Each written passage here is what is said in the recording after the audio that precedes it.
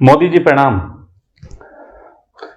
पिछले साल जिस समय कोरोना काल चल रहा था, अर्थव्यवस्था के गिरने पे बात हो रही थी, तो मैंने एक वीडियो आपको बताया था कि वीडियो के माध्यम से आपको संदेश देके कि अर्थव्यवस्था को किस तरीके से कंट्रोल किया जा सकता है। बाद में अर्थव्यवस्था के संबंध में बहुत बात चली। वो वीडियो अगर आप चाहें तो फिर से देख सकते हैं। आपको पता चलेगा कि वो जो भी बात कही थी, दुनिया के सारे इकोनॉमिक्स भी बैठ जाएं तो उसको मानने के लिए राजी होंगे। मैं अपनी थोड़ी बढ़ाई कर रहा हूं। आपके देश का एक अदना सा नागरिक इतनी हैसियत रखता है कि अपने प्रधानमंत्री को कह सके कि वो जो एडवाइस दे रहा है वो अच्छी है। मानना ना मानना आपके काम में, वो आपका जमीर अलाउड करता है नहीं करता है, वो आपके काम है। ये दूसरा साल है, सेशन 2 पार्ट 2। तो ये जो पार्ट 2 है, इस समय भी कुछ चीजें हैं जिसे मैं आपको बताना चाहता हूं। मानना ना मानना फिर आपके काम में, लेकिन मेरा जमीर कहता है कि बताना चाहिए तो मैं बताऊंगा। और जिन लोगों को भी लगता है कि मेरी बात थोड़ी सही है और वो पहुंचनी चाहिए, तो वो पहुंचाने में सहयोग करेंगे। मिलेंगे एक समय हम आप नर्क में, स्वर्ग में मानता नहीं। स्वर्ग तो इंसान का प्रयास होता है जिसे वो इसी धरती पे बनाता है। नर्क जरूर होता है, वहां हम और आप मिलेंगे तो बात कर लेंगे, किसने जमीर की मानी किसने नहीं मानी। लेकिन जब तक इस दुनिया में हूं, मैं स्वर्ग बनाने की कोशिश करूंगा और उम्मीद करता हूं आप भी उसमें साथ देंगे। मैं अपनी बात शुरू करता हूं आज के हालातों को लेकर। पहले इस देश की बात कर लेता हूं। इस देश की मानसिकता और इस देश के हालात ऐसे हैं, वैसे तो पूरी दुनिया में भी हैं, लेकिन हम इस देश की बात कर लें कि एक सिपाही छोटा सा, उसको इंस्पेक्टर के कहे पे चलना पड़ता। एक इंस्पेक्टर जब इंस्पेक्टर बनता है तो उसे लगता है दुनिया बदल देंगे, हम बिल्कुल सब कुछ बदलाहट ला के देंगे, गुंडों को अंदर कर देंगे। लेकिन फाइनली उसे एसपी, उसे हमारे एसओ जो होते हैं, उनके मैनिपुलेशन से काम करना पड़ता है। फिर एसओ से पूछो तो एसओ की भी हालत यही है, उसको भी एसपी और सब लोग नचा रहे हैं। लेकिन क्या सोचते हो, एसपी को कोई नहीं नचा रहा। एसपी को भी कुछ लोग नचा रहे हैं, नेता नचा रहे हैं, मुख्यमंत्री नचा रहे हैं, प्रधानमंत्री नचा रहे हैं। फिर अगर बात कहें कि प्रधानमंत्री, तो क्या प्रधानमंत्री कोई ऐसी पोस्ट है जिसके बाद कोई भी प्रेशर नहीं रह जाता? तो आप भी जानते हैं मोदी जी और मैं भी जानता हूं कि प्रधानमंत्री के बाद भी कान पकड़ने वालों की कमी नहीं रहती। ये जो पदों की भागदौड़ है, ये भागदौड़ ही इस बात की है कि मैं एक ऐसा पद अचीव कर लूं कि उसके बाद मेरे कोई कान ना पकड़े। मैं आपसे कह सकता हूं मैंने कर रखा है, मैंने ये पद अचीव कर लिया। लेकिन आपको बताना चाहता हूं कि आपने जो पद अचीव किया, वहां पे आपके कान पकड़ने वाले हैं। अब जहां पे बात आती है कान पकड़ने वाली कि हमने जो चाहा था, हमने जो पद पा लिए, चाहे वो एक सिपाही का हो, चाहे एक दरोगा का हो, चाहे एक एसओ का हो, चाहे एक एसपी का हो, चाहे मुख्यमंत्री का हो, चाहे प्रधानमंत्री का हो, इन सारे पदों को अचीव करने के बाद भी जब कोई कान पकड़ता है ना, तो रातों की नींद उड़ जाती। आपकी भी उड़ी होगी। मैं थोड़ा सा कुछ बातें कहना चाहता हूं। सभी दोस्तों को एक बात बता दूं कि इस वीडियो में कहीं कहीं मैं थोड़े अलग ट्रैक पे जाऊंगा, लेकिन फाइनली सब ट्रैक एक में जुड़ रहे होंगे। तो अब बात कर लेते हैं कि सिस्टम को किस तरीके से कंट्रोल करते हैं वो जो दुनिया चला रहे हैं। हाँ, उन्होंने ऐसा पद अचीव कर लिया, उनके कोई कान नहीं पकड़ता, वो सबके कान पकड़ते हैं। लेकिन उनके कान भी कोई पकड़ सकता है, और वो है जनता। आपको मालूम है, जब कोई धनपति, जब कोई नेता गुंडे पालता है, तो वो गुंडे के मार्फत दूसरों पे कंट्रोल करता है।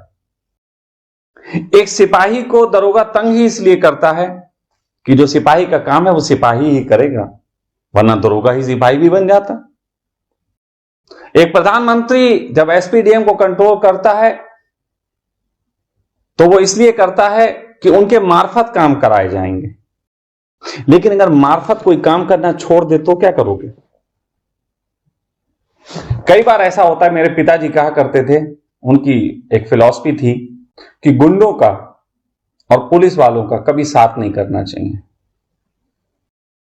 क्योंकि ये काम करते हैं तुम्हारा, लेकिन जब ये पलट जाते हैं, जब इनकी स्वार्थ सिद्धि नहीं होती, तो ये विपरीत प्रहार करते हैं। आपको भी पता है, पहले तो स्वार्थ सिद्धि की बात कर लेते हैं कि सबकी स्वार्थ सिद्धियां होती। नेताओं की स्वार्थ सिद्धि होती है गद्दी। नेताओं की स्वार्थ सिद्धि होती है कि वो गद्दी फिर जाए भी ना, पहले तो मिल जाए और फिर कभी जाए ना। और जो लोग ताकतवर हैं वो इसके लिए तरह तरह के प्रलोभन देते हैं। धन का प्रलोभन होता है, सबसे बड़ा धन का प्रलोभन। उसके बाद आज के दौर में 21वीं शताब्दी में ईवीएम उनके हाथ में है, इसका प्रलोभन। और ये ईवीएम का प्रलोभन जो है वो सबसे ज्यादा भाता है नेताओं को। और ऐसा नहीं है कि अपने तरीके से ये प्रलोभन पहले नहीं था, जब ईवीएम नहीं था तो और तरीके के प्रलोभन होते थे। गुंडे बदमाश सहयोग करना, पत्रकारिता सहयोग करना, वो आज भी होता है। चैनल सहयोग करेंगे आपको, ये आज भी होता है। तो चैनल और ईवीएम आज की तारीख में मैं दो मुख्य मुद्दे लेके चलता हूं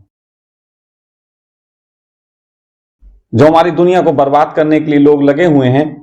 वो नेताओं के माध्यम से अपने रूल्स उन पे फॉलो करते हैं जिनको वो जनता कहते हैं, या ऐसा कहो भेड़ बकरी। तो वो माध्यम से करते हैं, और उस माध्यम से करने के लिए एक डील होती है कि हम तुम्हें साथ देंगे, ईवीएम का साथ देंगे, आपको पैसा भी मिलेगा, और साथ ही साथ आपको मीडिया आपका सहयोग करेगा। थोड़ी हिस्ट्री पे चलते हैं, इतिहास में झांक लेते हैं।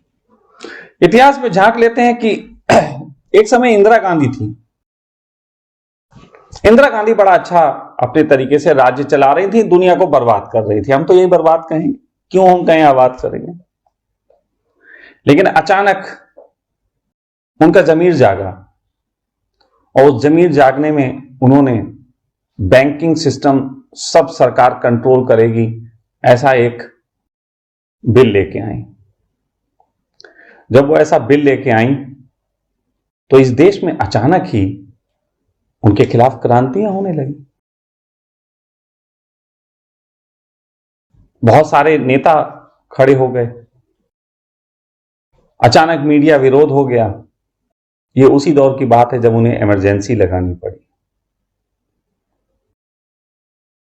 उसके बाद भी कुछ नेताओं ने कुछ करने की कोशिश की। अभी मनमोहन जी की बात कर लेते हैं। मनमोहन जी 15 साल तक इस देश पे शासन किया, लेकिन आखिरी के 3 साल में उनके हृदय में कुछ परिवर्तन आया।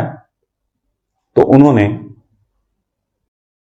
हर साल 2 साल तक उन्होंने 200 टन सोना खरीदा अपने देश की अर्थव्यवस्था को मजबूत करने के लिए।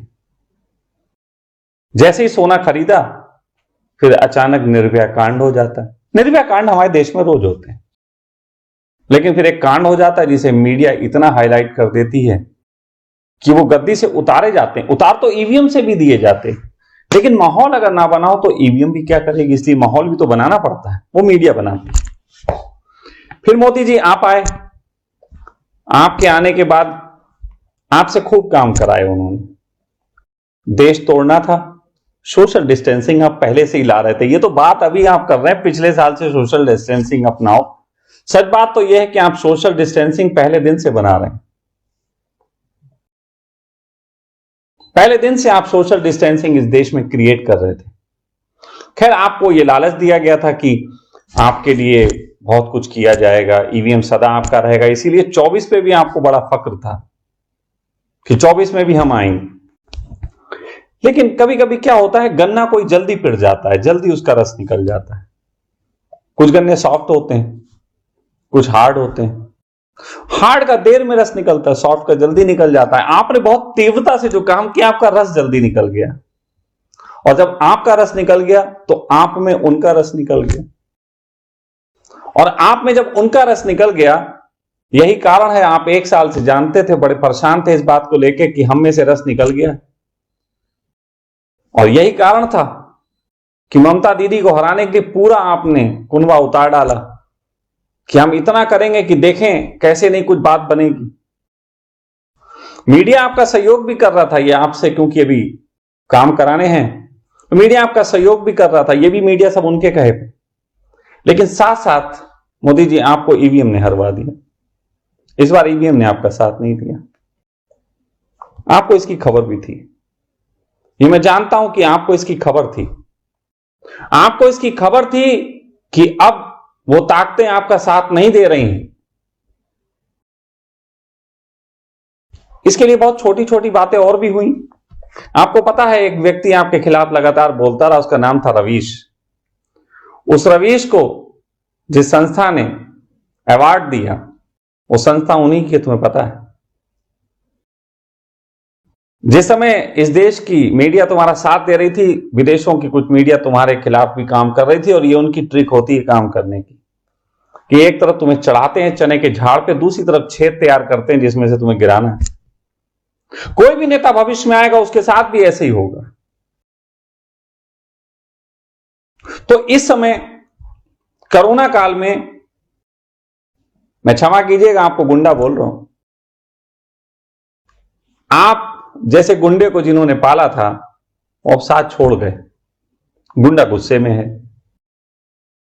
गुंडे ने गुस्से में जान लिया कि कोरोना तो ऐसा है नहीं जैसा होना चाहिए।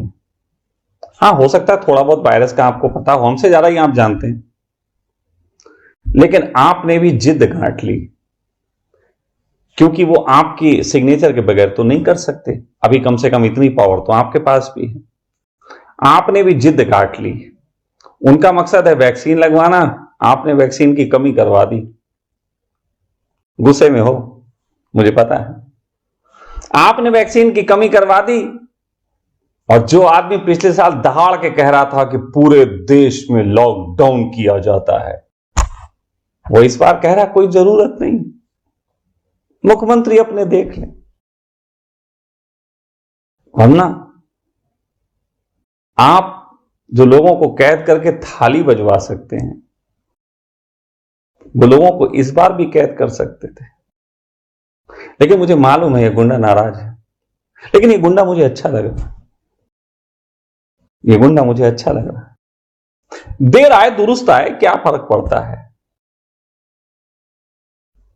आप जो कुछ काम कर रहे हैं, बहुत सारे काम इसमें मैं बता सकता हूं कि आप उनके विरोध में कर रहे हैं, लेकिन साथ ही साथ आपको पता है कि अब आप हटा दिए जाओगे। देखो, चैनल अब आपके खिलाफ बोलने लगे, सोशल मीडिया में अब आपकी पोस्टें इतनी हाईलाइट नहीं होती। उसका एक रीजन है, सोशल मीडिया भी उनके कंट्रोल में है, खासतौर पे फेसबुक। तो जुकरबर्ग की कंपनी में जो हैं वो CII के लोग बैठे होते हैं, तो आप समझ सकते हो कि वो किनके हैं, क्या हैं।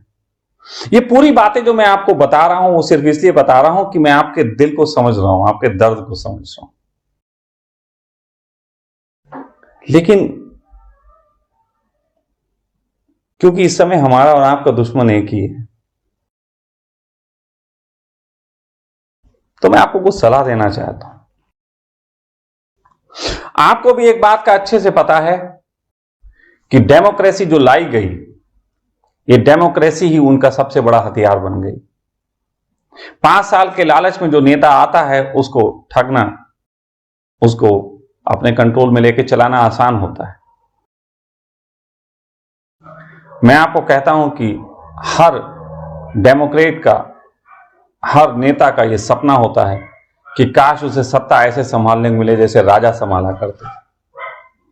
अवसर है, यही अवसर है मोदी जी, इस समय अवसर है। आप मेरी बात मानिए।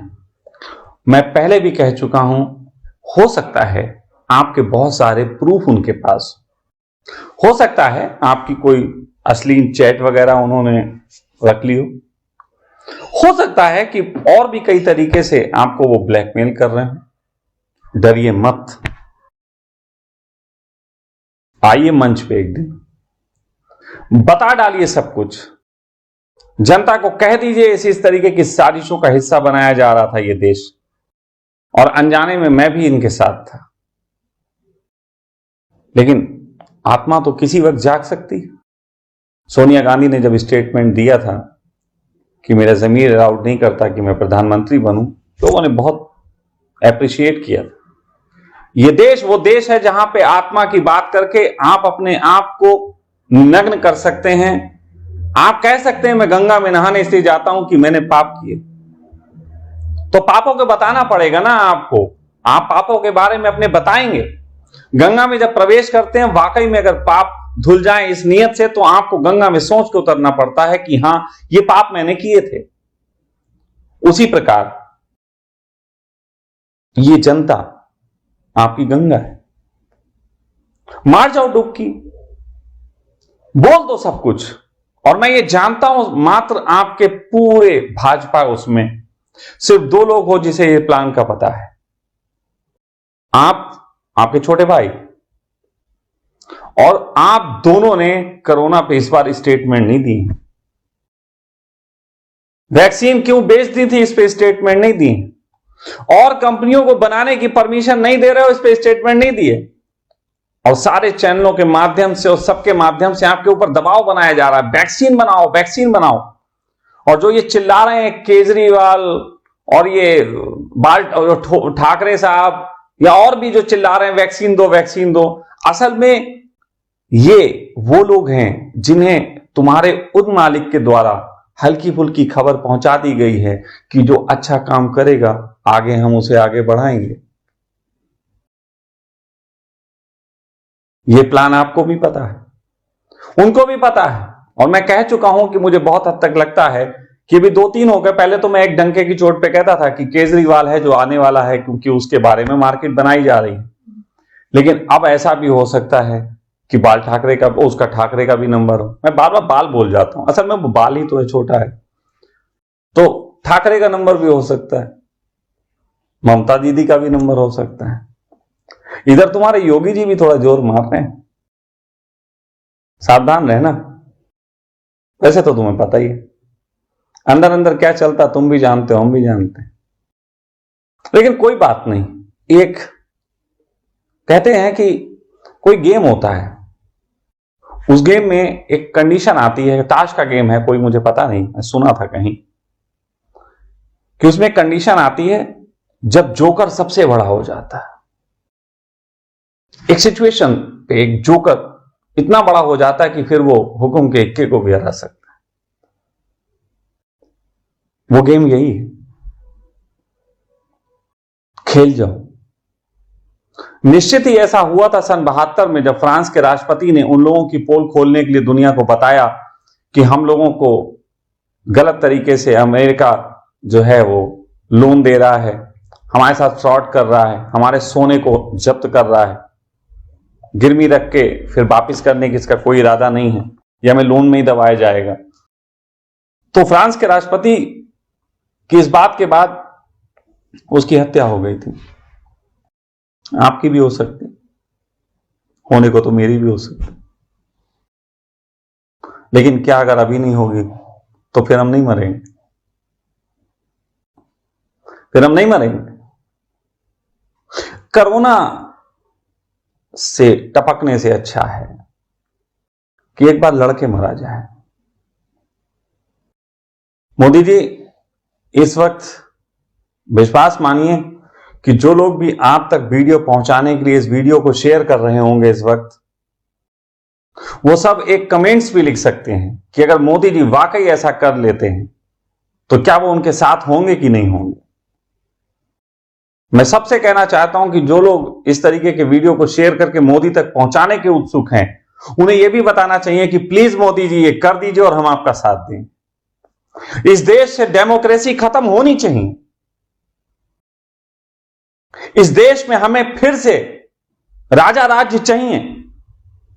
कुछ कमियां रही होंगी राजा राज्य की, लेकिन इतनी बुरी नहीं थी। हम अपनी गिन्नियां चलाते थे, हम अपना इस बार भी नोट चला लेंगे। बदनाम करने को तो इन्होंने हिटलर को भी बदनाम किया। हिटलर का मतलब हो गया कि लोगों की हत्या करने वाला, लेकिन हिटलर ने अपने देश के लोगों की हत्या नहीं की। हिटलर ने उनकी हत्या की जो देश के खिलाफ थे। हिटलर ने ज्यूस को मारा। ये वही ज्यूस है जिनकी मैं बात कर रहा हूं। और हिटलर को हिंदुस्तान में अगर कोई आदमी गलत मानता है तो उसे शर्म आनी चाहिए कि अगर वो व्यक्ति सुभाष चंद्र बोस को अच्छा मानता है। सुभाष चंद्र वो व्यक्ति थे जो हिटलर के कहे पे 2 मालगाड़ी भर के सोना गायब कर दिए थे। कहीं छुपाया था उन्होंने, क्योंकि वो हिडन मिस्ट्री के माहिर थे, किसी चीजों को छुपाने में माहिर थे। तो हिटलर ने उनको जिम्मेदारी दी थी। आज तक वो 2 मालगाड़ी भर के सोना नहीं मिला, आज भी ढूंढा जाता है। अगर वाकई में हिटलर बुरा होता तो सुभाष चंद्र को तो मैं और बुरा कहना चाहिए थे जो हिटलर के साथ काम करते थे। मैं कहता हूं हिटलर एकमात्र ऐसा व्यक्ति था जिसने उन सब के खिलाफ सबसे पहले जंग छेड़ी थी और अपने तरीके से 2-3 सालों में अपने देश को बहुत हाइट पे ले गया था। मोदी जी, आप भी ऐसा कर सकते हैं। वो पिछला वीडियो भी आपको दिया जा सकता है जिसमें मैंने बताया था इकोनॉमी को किस तरीके से कंट्रोल कर सकते हैं। तो मैं मोदी जी से विनम्र निवेदन करता हूं हाथ जोड़ के कि मोदी जी, आपकी जिम्मेदारी बहुत है। हमने जब आपको वोट दिया था, हमने का मतलब मैंने नहीं दिया, असल में मैंने तो किसी को नहीं दिया, लेकिन हमने जब आपको वोट दिया था तो कहीं ना कहीं हमारे देश में नेताओं को, राजाओं को पिता तुल्य माना जाता है। आपसे उम्मीद करके दिया था।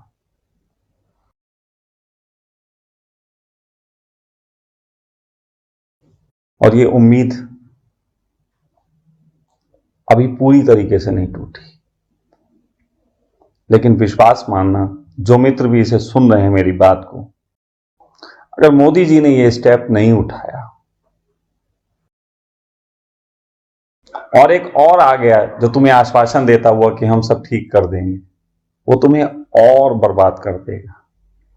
फिर भले ही हिंदुस्तान की पूरी जनता जग जाना, मैंने पहले जो बताया था कि हम सब कोरोना की साजिशों को पूरा खोलने के लिए क्वेश्चन आंसर उस तरीके से करके एक एक जनता का, एक एक आदमी जग जाए, उसे होगा क्या? हम आपस में लड़ मरेंगे। हम अपने पुलिस वालों से लड़ेंगे, हम अपने एसपीडीएम से लड़ेंगे, हम पत्रकारों से लड़ेंगे, आपस में युद्ध हो जाएगा, देश तो ना बचेगा। उन लोगों के साजिश में अगर ये शामिल है कि लोगों की हत्याएं की जाएं, लाखों करोड़ों लोग मरें, तो मोदी जी उस तरीके से भी यही होगा, उनका काम होगा। आपके पास अभी 2 साल हैं, थोड़ा सा हिम्मत दिखाइए। मुझे एक चीज का और भी डर है, तो भी कह देना चाहता हूं। मुझे इस चीज का भी डर है कि कहीं आपकी क्लोनिंग करके आदमी बदल तो नहीं दिया गया, पहला डर। दूसरा डर इस चीज का भी है कि कहीं आप इस समय पीएम हाउस में नजरबंदी में तो नहीं जी रहे हैं।